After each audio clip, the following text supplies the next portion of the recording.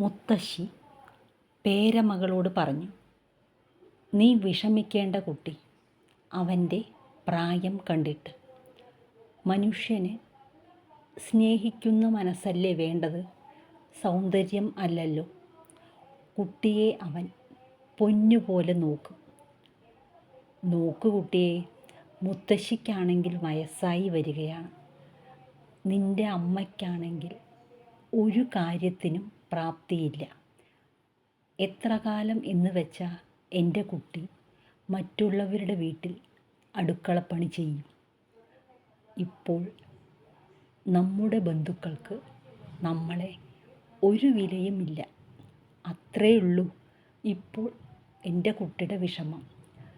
നാളെ അഭിമാനം കൂടി നഷ്ടപ്പെടുത്തേണ്ടി വരും.